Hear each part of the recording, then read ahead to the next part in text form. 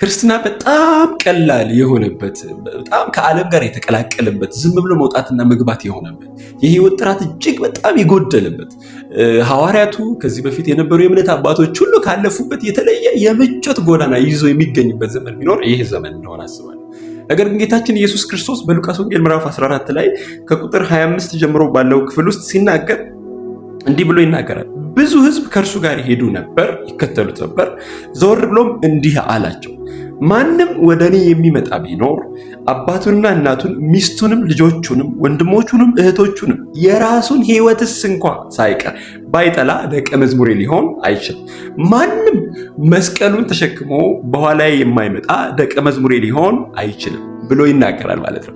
እሱ ብቻ አይደለም፣ ይህንኑ ሐሳብ ጌታ ኢየሱስ ሊያስረዳን ፈልጎ እዛው ቦታ ላይ ሁለት በጣም ኢምፖርታንት ምሳሌዎችን ይናገራል። አንደኛው የዚህ ሴንትራል ቲም የራሱን ሕይወት እንኳን ሳይቀር የማይጠላ ያቸው ስለሰማነው ሕይወት፣ ስለሰማነው የመንግስቱ ቃል፣ ስለሰማነው የእግዚአብሔር መንግስት ሐሳብ፣ ስለ ኢየሱስ ክርስቶስና ስለ ወንጌሉ ምስክርነት ራሳችንን ጭምር እንኳን ክደን ዓለምን በመጥላት ማንመላለስ ከሆነ ጌታ ኢየሱስ እንዲህ አይነቱ ሰው የኔ ተከታይ ሊሆን የኔ ደቀ መዝሙር ሊሆን ወርዝ የሚያደርግ ሰው አይደለም ብሎ ይናገራል።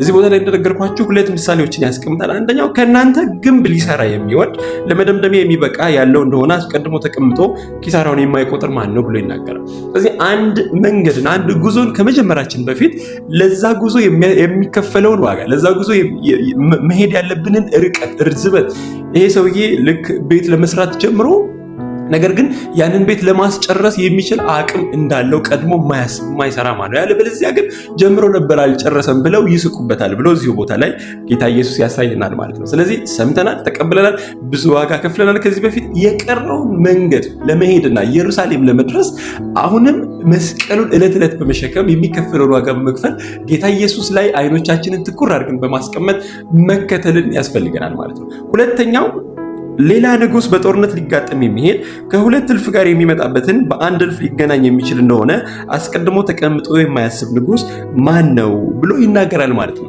ከዛ በመጨረሻ ላይ ሲደመድመው እንደዚሁ ማንም ከናንተ ያለውን ሁሉ የማይተው ደቀ መዝሙሬ ሊሆን አይችልም ብሎ ይናገራል ማለት ነው።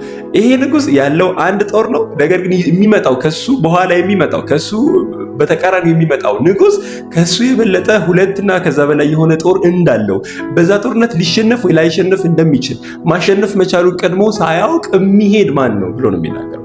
ስለዚህ አሁን በክርስቶስ ኢየሱስ ስናምን ከዓለም ጋር ተጣልተናል፣ ከሰይጣን ጋር ጸበኞች ነን፣ ባላጋራችን ነው። ከዚህ ከለበስነው አሮጌ ማንነት ስጋችን ጋር ተጣልተናል። ይህንን ሁሉ በማሸነፍ የእግዚአብሔር መንግስት ወራሾች ለመሆን ለተጠራንበት ለዛ ህይወት የሚከፈለውን ዋጋ ሁሉ ለመክፈል ምን ያክል ተዘጋጅተን ይህን መንገድ ጀምረነዋል ብሎ የሚናገረው። ከዛ ከስር ላይ የጌታ ኢየሱስ ይሄንን ሐሳብ ሲጨርሰው እንደዚህ ብሎ ይናገራል። ጨው መልካም ነው፣ ጨው አልጫ ቢሆን ግን በምን ይጣፍጣል? ለምድር ቢሆን ለፍግ መፍለቂያም ቢሆን አይረባም፣ ወደ ውጭ ይጥሉታል ብሎ ይልና የሚሰማ ጆሮ ያለው ይስማ ብሎ ይናገራል። በዚህ ዘመን የተከፈተ እጅግ በጣም ሰፊ መመላለሻ ደጅ አለ፣ ዓለማዊ ደጅ ማለት ነው። ነገር ግን የእግዚአብሔር መንግስት ባህሪው አልተቀየረም። በክርስቶስ ኢየሱስ ላይ የተመሰረተው ደቀ መዝሙርነት ማንነቱ አልተቀየረም። በዚህ ዘመን በጣም ብዙዎቻችን እንድንነቃ፣ ጨውነታችን እንዲገለጥ፣ ካልጫነት እንድንወጣ፣ ብርሃን እንድንሆን በእውነት የሚታይ ከእንቅበታችን የተቀመጠ ሳይሆን የተገለጠ በተራራ ላይ የተቀመጠ ብርሃናችን ድምቅ ብሎ የበራ እንድንሆን መልካሙን ስራችሁን አይተው የሰማዩን አባታችሁን ያከብሩ ዘንድ ብርሃናችሁ ይብራ ተብሎ እንደተባለ እንደ ስማችን የዓለም ብርሃን ደግሞ በእውነት አልጫ ያልሆንን የምናጣፍጥ ጨዎች እንድንሆን፣ ያለበለዚያ ግን ይህ ጨው አልጫ ቢሆን ማያጣፍጥ ስለሆነ ለፍግ መፍለቂያ ይሆናል ወይ ደግሞ ወደ ውጭ ጥሉታል ብሎ እንደሚናገረው የሚሰማ ጆሮ ያለው ይስማ ብሎ ይናገራል።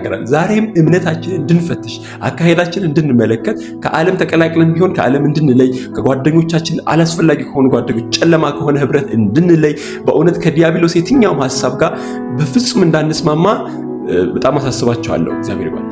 በውሸት ከተማ እውነት እንግዳ ነው መስሎ ዛጉረሉ